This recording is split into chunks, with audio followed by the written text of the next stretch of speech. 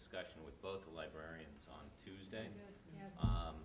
And you know, there's an acknowledgement that space is a shared core space, needs to have some separation between the age groups. So, you know, because there are things that are age appropriate for middle schoolers and age appropriate for high schoolers, but there are also significant opportunities for both those age groups to have some common areas. So I think that the mindset right now, and working in conjunction with the librarians and the administration, is that there will be designated areas, and we'll figure out how to, you know, kind of separate those. And that doesn't mean, you know, we have to have block walls so that nobody can see each other, but we can have separation and still allow people to kind of see what's going on in other areas.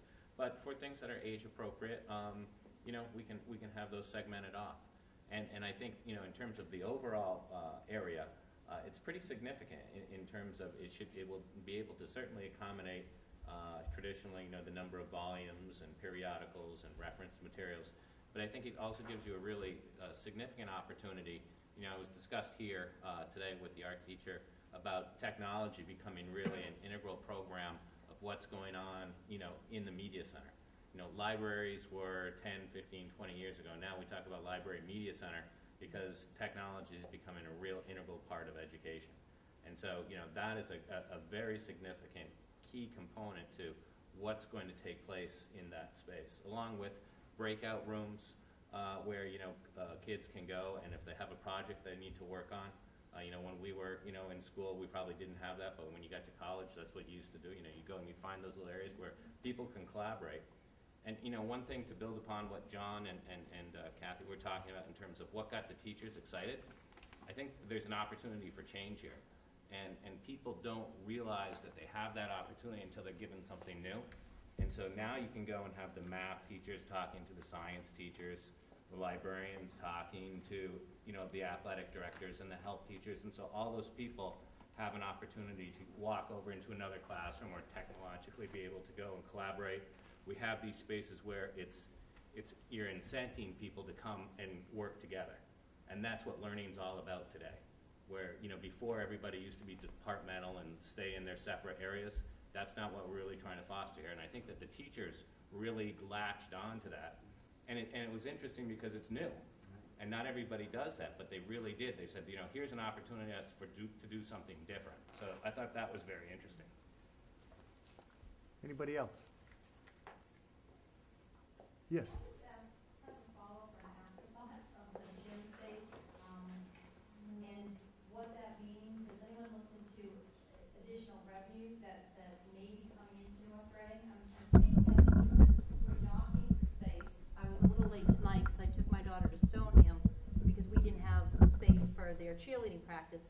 Is that something that the larger gym space or the 3 separate spaces could eventually, you know, eliminate taking our kids out of town for practices, and on top of that, hosting some of the tournaments that we have to go to neighboring towns who have the facilities? Will we be a host, you know, school for many of the tournaments that I think certainly there's a potential to be a host. I mean, we hosted this year with the new outdoor field, turf field facility. Right. We hosted the Division IV outdoor track meet.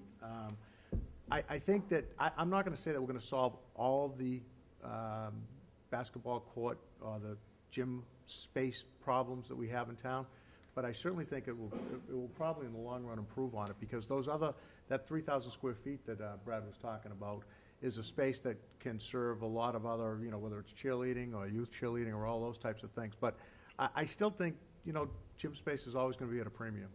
I really do. And but I certainly we're not going to lose any space out of this. That's for sure. We're also adding outdoor space, right? We're getting baseball. Well, there's a softball complex on campus, which we haven't had before. It's always been at the little school. There are some outdoor basketball courts provided for. There's a practice field. We have the turf field. So our facilities, I think, are going to be right up there. Tennis courts, the whole works, right up there with everybody else, if not better and newer. And I just want to add, our athletic director, Dave Johnson, has been very aggressive with attempting to get tournaments to our new turf field facility. Jerry mentioned the Division IV track meet. We did put in for football playoffs. Unfortunately, we weren't selected, but Dave's been very aggressive with that. That's a showpiece for us right now, and we want to get as many people to that facility as we can. One, the revenue's good, but MIAA takes a lot of that revenue, but it's just great to be able to show off something at your school. And I think if you add a new facility to that field, it makes it even, even more advantageous to show it off to the community and other communities. And we've done some good things in town over the last 5, 6 years. The Batchelder School, if you knew what the Batchelder School looked like before this renovation project, I envision the same thing for our middle school. The middle school is obviously in a little better shape than the Batch was when we renovated it. But we're talking about a complete renovation. We're not talking about going and putting some paint on the walls or things like that. So if you knew what this building looked like before and you know what it looks like now, that's the way I envision the new middle school and obviously the new high school and the core facilities. I want to say one more thing. The Secondary School Building Committee is made up of 21 people. And I think there's probably 9 people, including elected officials and administrators. But the majority of the people are citizens. They're residents of North Reading. They're not school officials. They're not elected officials. And that group has had a great deal to say about this project. We've gotten tremendous citizen input because we have, I think, 12 members out of the 21 who are citizen appointees. And we've worked unbelievably well together, the elected officials, the school administrators, and all the people in the citizens group.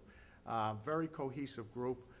Everyone has input, so I think that this project is going to be representative, I hope, of the community's desires, because there has been so much input from so many different people. Anything else? Again, we're going to have more meetings. We need as many people to come out as possible. We need you to talk to as many people. And information-wise, there are no secrets. Anything you want to know, if we have an answer, we'll give it to you. Thank you very much. Thank you, Kathy. Thank you, Brad. Thank you, John. Thank you, Sean. Appreciate it. All right.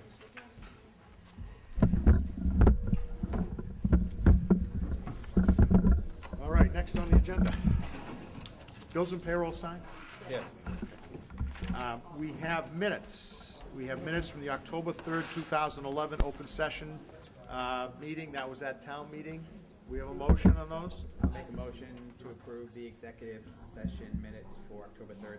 They're open. They were open session. And the executive, They were open session session. minutes for Yeah. October 3rd. Okay. Second. Mel makes the motion. Karen seconds. Any further discussion? Hearing none. All those in favor, please say aye. Aye. Opposed? None. Motion carries by a vote of 5 to nothing. We have minutes from the October 11th, 2011 open session. Make a motion to approve the October 11th open session meetings. Minutes. Second.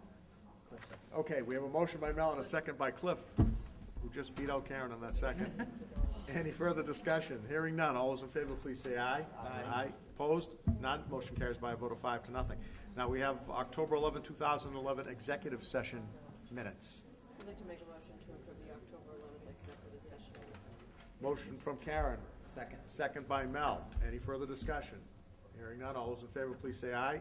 Aye. Opposed? None. Motion carries by a vote of 5 to nothing.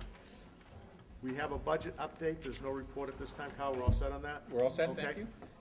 No staffing changes to report, no bids and donations. We do have a number of subcommittee reports, including the policy subcommittee. I'm not sure who's going to deliver that report. Cliff, you're going to do that?